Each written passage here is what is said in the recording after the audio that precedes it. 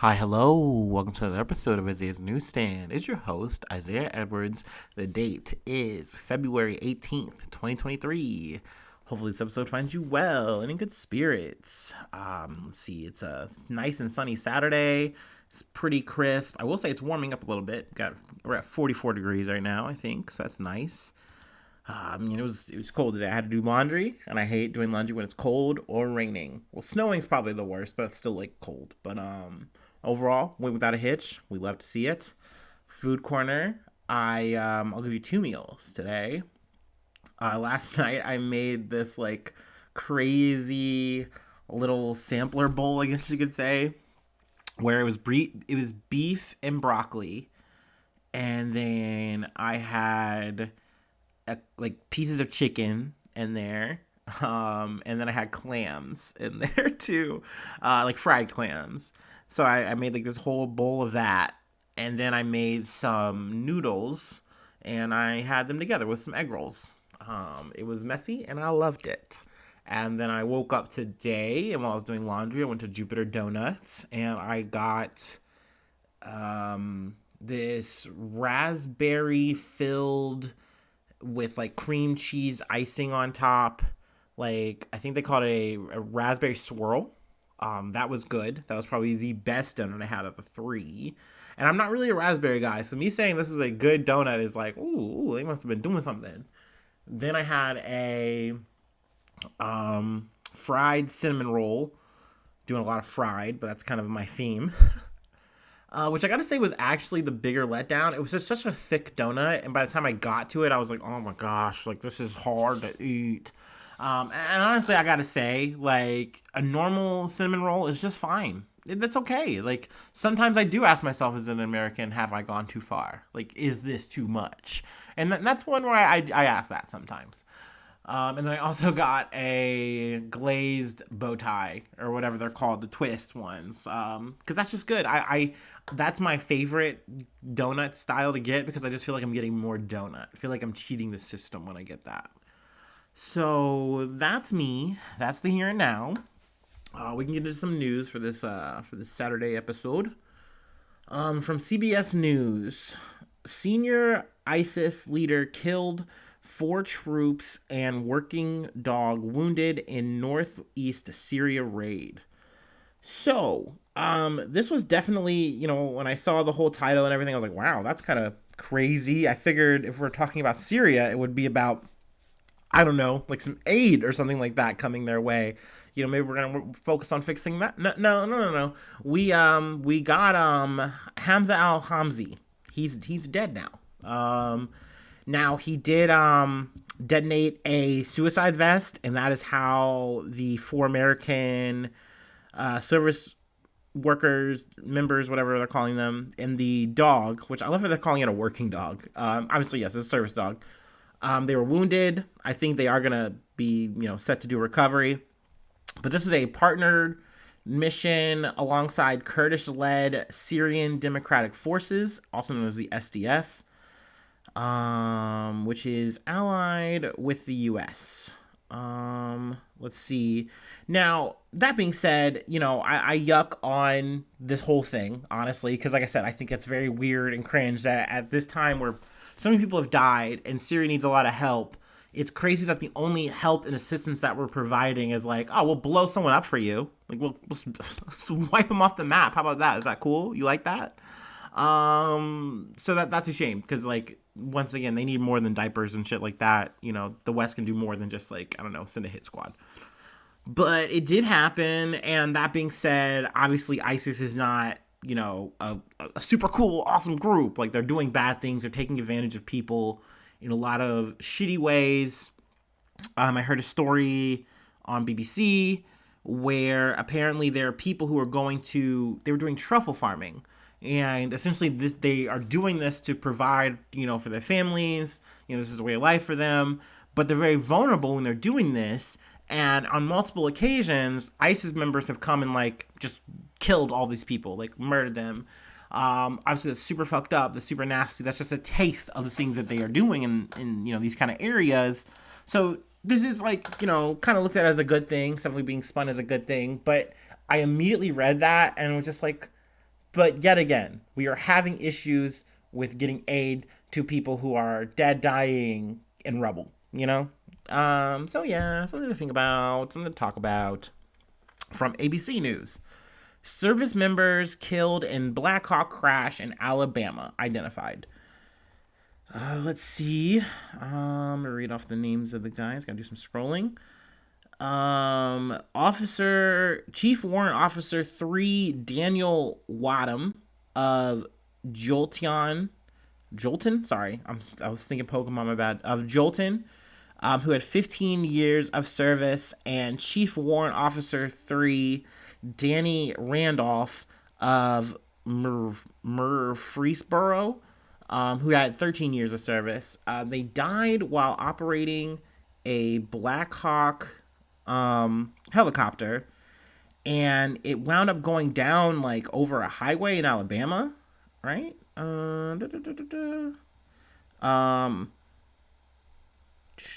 Sorry, this might be Alabama Tennessee border. Sorry.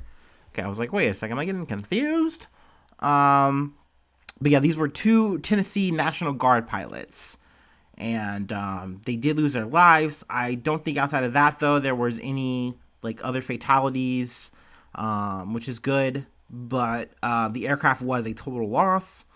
Not that obviously really matters in the sense when we're talking about the two men. I haven't heard of any like what was the cause of it or anything like that. Maybe that might come out. We might revisit this, but definitely sad to hear about that. A very random occurrence.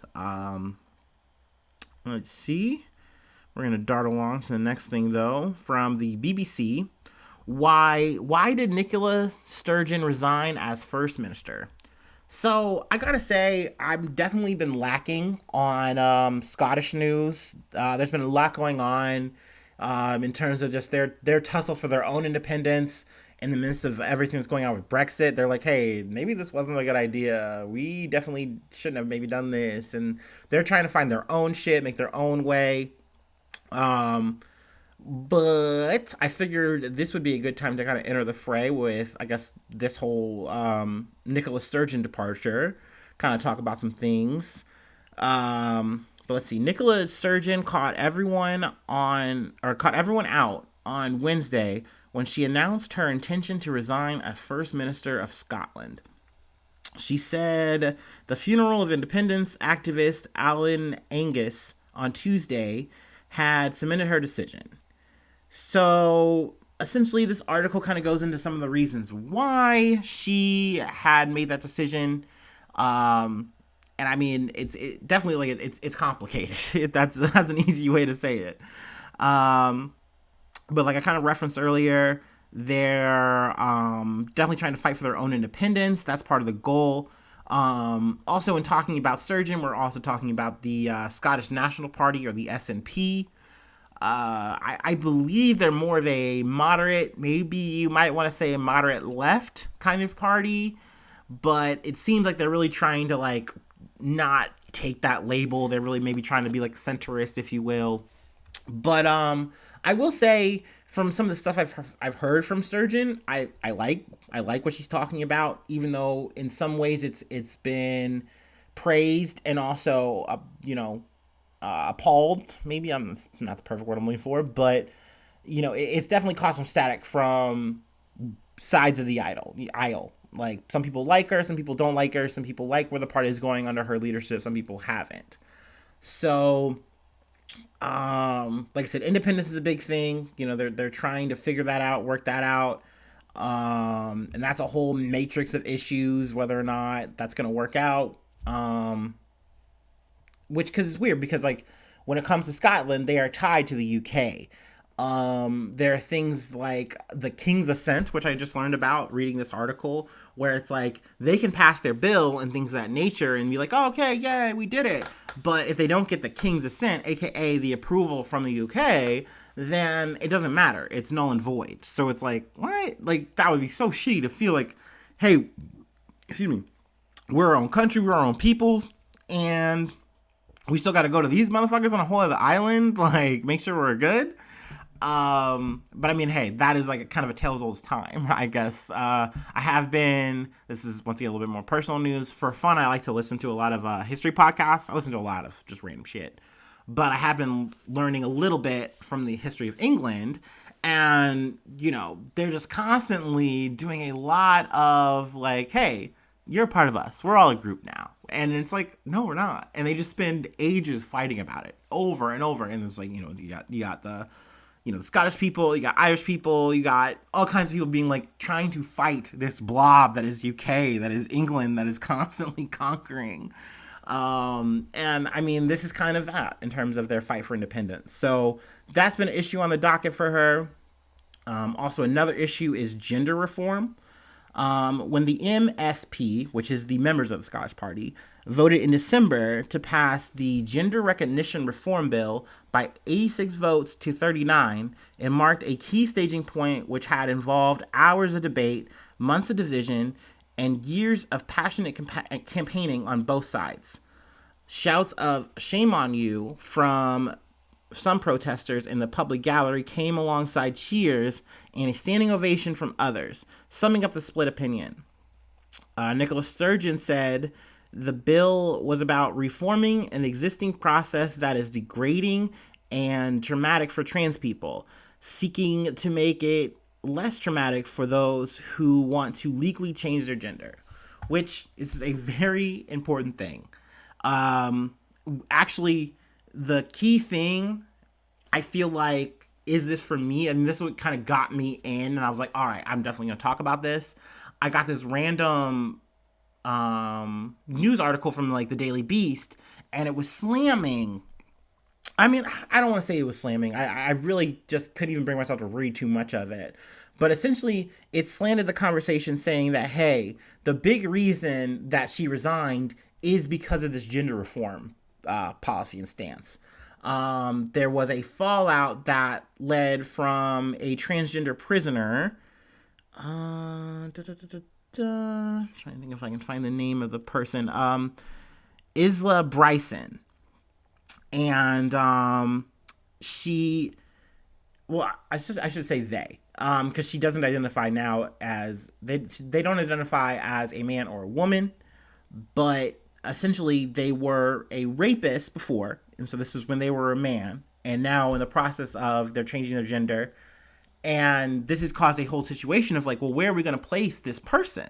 Where are they going to go?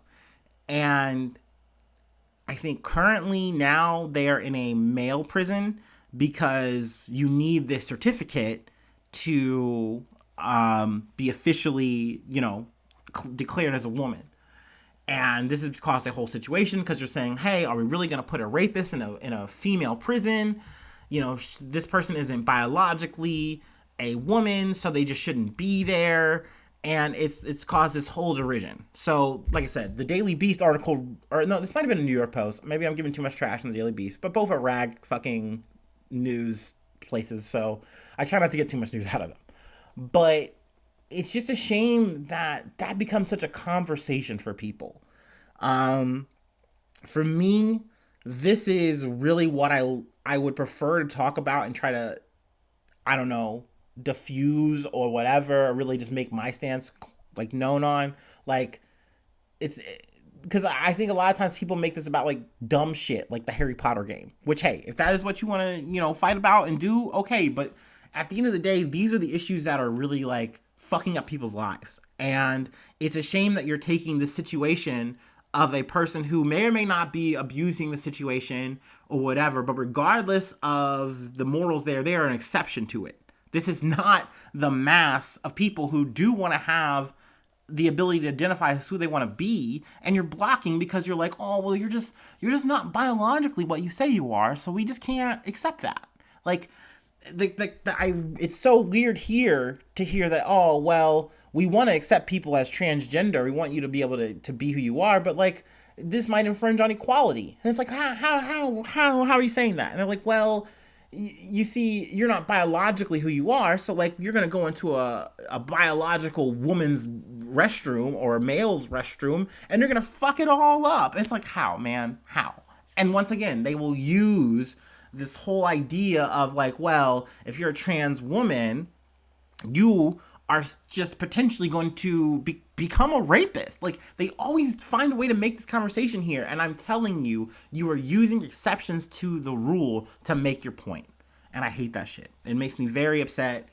Um, it just drives me up a fucking wall. Because, like I said, that is not every trans person. Like, you use those same arguments when it's people of color saying, like, oh, we can't let these animals into our towns and our places and da da da da, because all they're gonna do is rape our women and do this or that or the third. It's like you insert this crazy narrative into the conversation, and then you use examples of these people, and it's like, no, these people are bad people. That's it, period. Like, it doesn't matter whether or not you think, like, oh, this Isla person is like good or bad, or gonna do good or bad things if she was in this female prison. At the end of the day, this is about people having the right to be who they are, and they should just be accepted as such. That's how I feel about it. I don't know, maybe that catches flack, catches static, but I don't want to spend too much time on this particular part of it. I think, once again, that's why I didn't go along with the New York Post article, is because there was more to it than just this. There was multiple things. Some other issues is there is strikes. So there's growing unrest within the public sector over pay. The teachers' unions rejected a deal on Wednesday. So naturally, that's not a good sign. You know, that's going to naturally cause more unrest, more, controversy here. So you can understand where it's like you're kind of seeing all this kind of mounting up. And if you're the person who's the first minister, as they say for the S&P, it's like, damn, like, this is already hot. I'm getting sweaty just thinking about it. You know what I mean? And you're doing this every day. You're dealing with this kind of controversy every day. But hey, I'm not even done yet. Let's see, the Peter Morell loan. Now, Peter Morell is, I believe, Miss Sturgeon's husband. Let's see, and also the S&P's chief executive.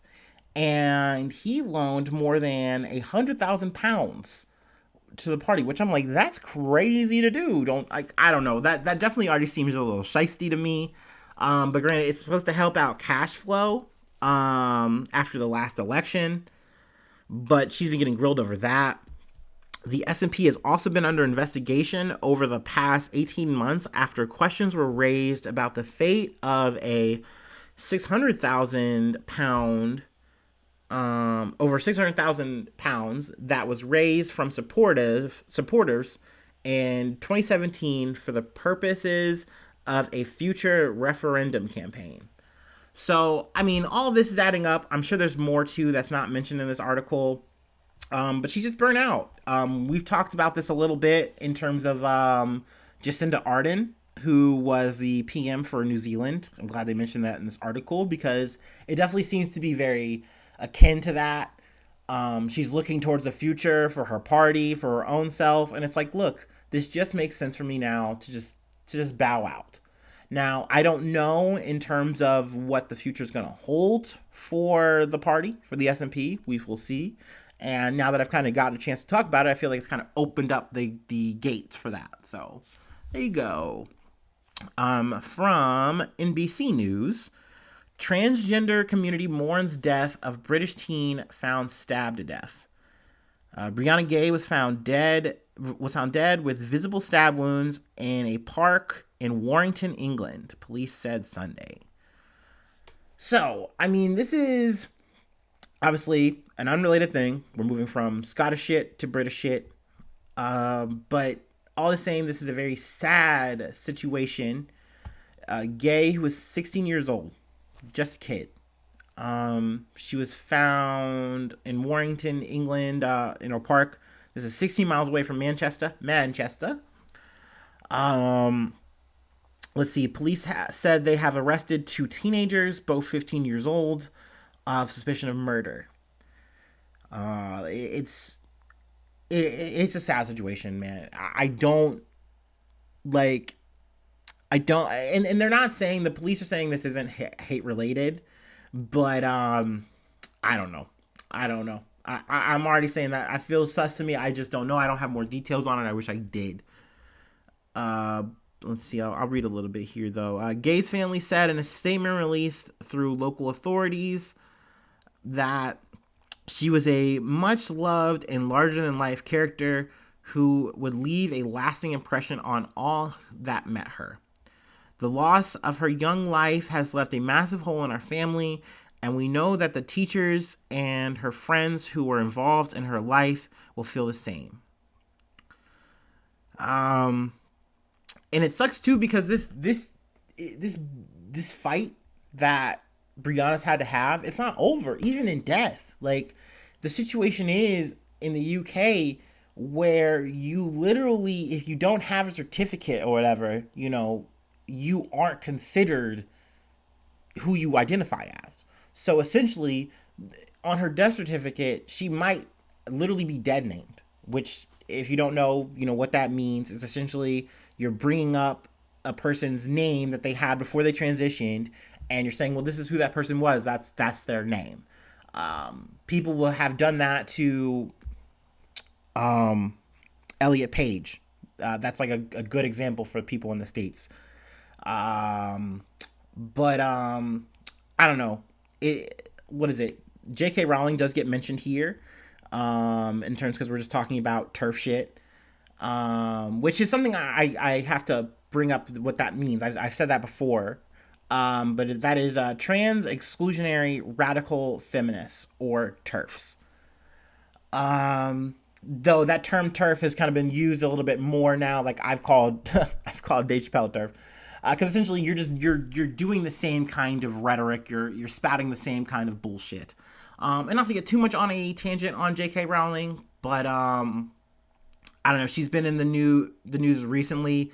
The New York Times put this like big old splashy opinion, which you gotta love a good old opinion article, because that's real news.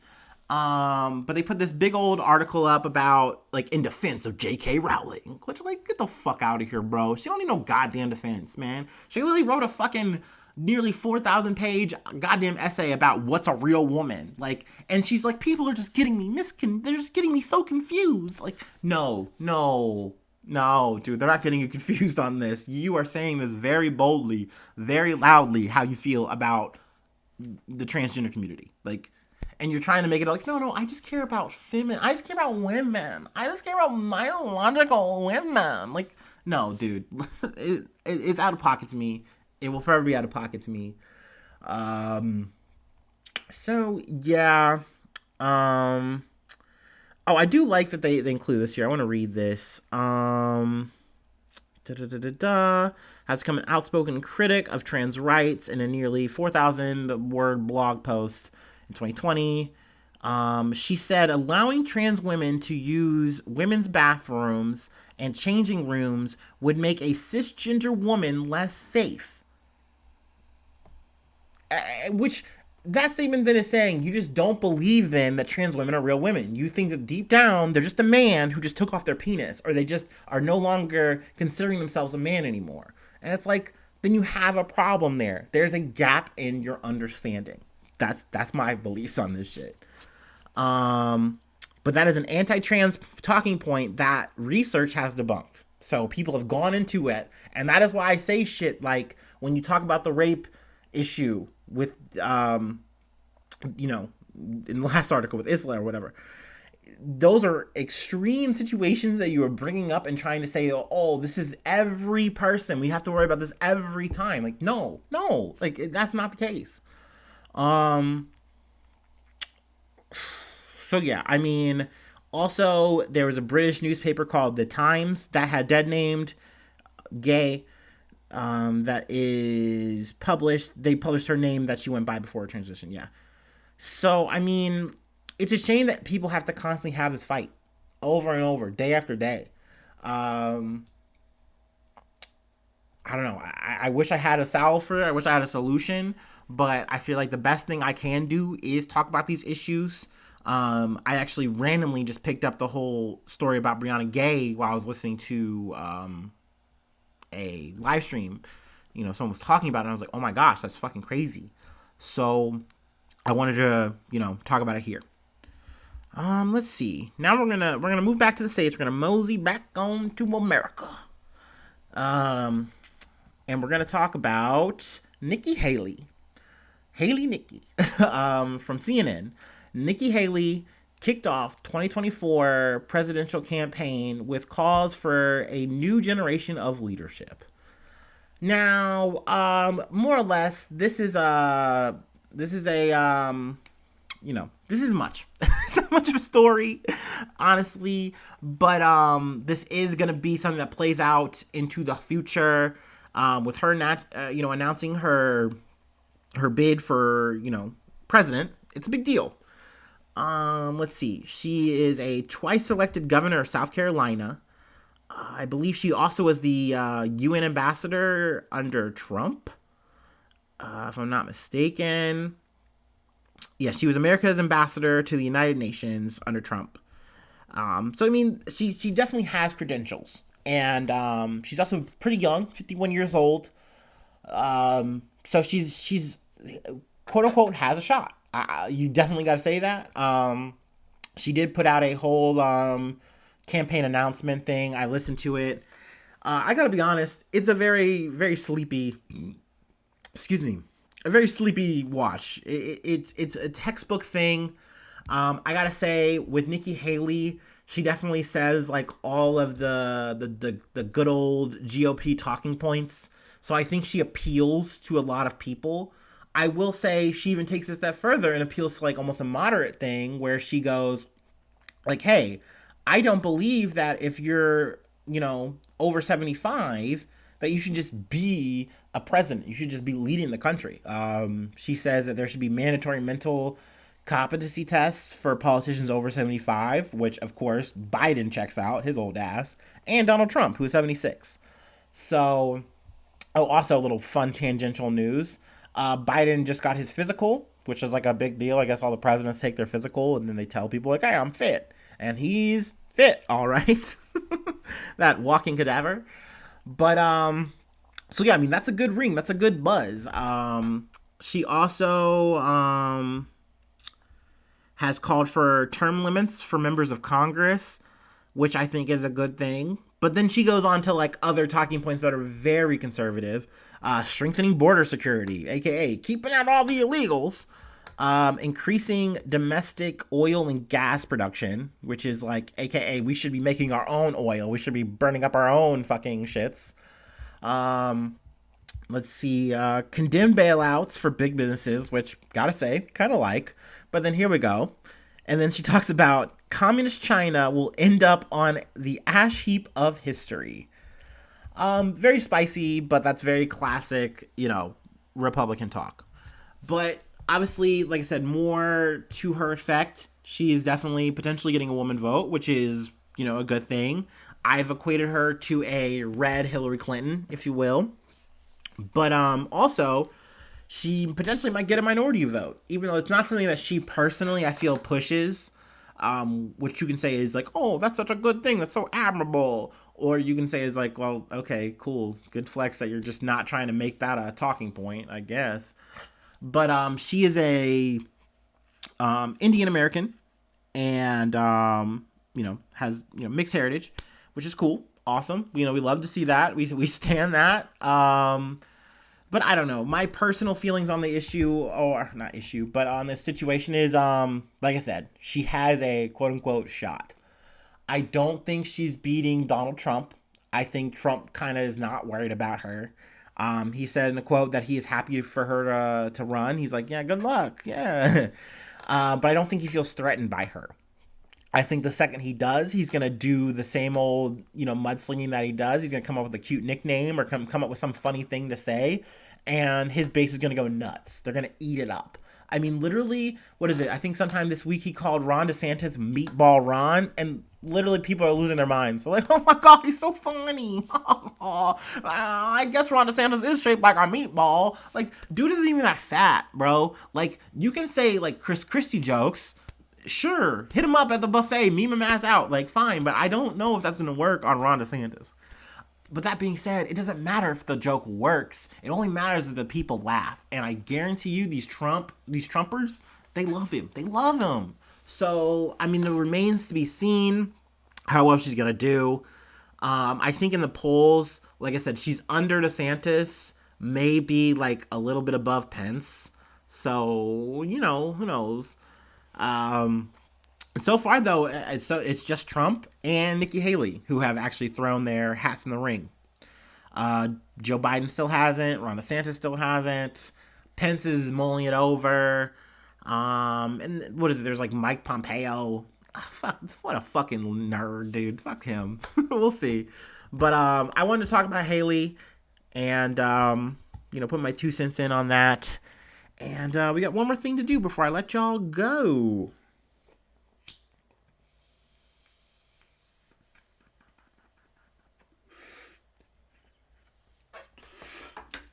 Oh boy.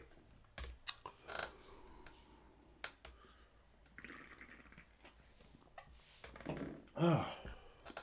All right, sorry about that. Just hit my little break. From USA Today, Justice Department drops sex trafficking probe of Representative Matt Gaetz without charges, lawyers say. So, sadly, I'm not really ending on good news here. It's a shame. But the Justice Department just has formally decided that they're just not going to go after Gaetz. And this was something I talked about a little bit last year. And it's part of the reason why I just fucking hate this slimy motherfucker. I don't like him. But Gaetz, who is a Florida Republican representative, so of course he's a dreamboat. He's been under investigation for years on suspicion of having sex with a 17-year-old and allegedly paying for her to travel with him. Gaetz, who's 40 years old, also married, all that. So he's just doing all the right things if you're a classic Republican. What am I saying? If you're just a politician, let me not lie. Let me not put no sugar on this shit. Said he cooperated with federal investigators and strongly denied the allegations. Now, this all came to light after the arrest of Joel Greenberg, formerly a Gaetz family friend and Florida tax collector. As part of a plea agreement, Greenberg was sentenced to 11 years in prison for sex trafficking of a minor and other offenses. He pleaded guilty to 6 federal crimes, including identity theft, stalking, wire fraud, and conspiracy to bribe a public official. Prosecutors said he paid at least one girl to have sex with him and other men. Greenberg's lawyer didn't immediately respond to the request for comment. But yeah, there's this saying, the Department of Justice, we just don't have enough. And I think they said something about the witnesses being, unreliable. Excuse me. So, it looks like there's the nail in the head there. Oh my gosh, I'm sorry. I'm going to leave you guys, though, with a quote. I forgot this, and I'm sorry I had to. So there is good news. I got a really fucking good old belly laugh here. And I'll leave you with this before I let you go. This is from Nikki Haley's campaign bullshit. It's a quote, and like I said, it just tickled me pink.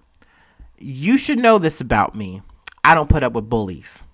And when you kick back, it hurts them more if you're wearing heels. That's fucking... That's some girl boss shit. Goddamn. Go off, queen. I mean, hey, maybe you're right. A stiletto pump in the balls. It do hit different. It do hit different. But that's all I got for you guys today. Hopefully I see you soon for some more good news. I'm not going to even shill for this episode. We'll skip it. I love you. Bye-bye. Mwah.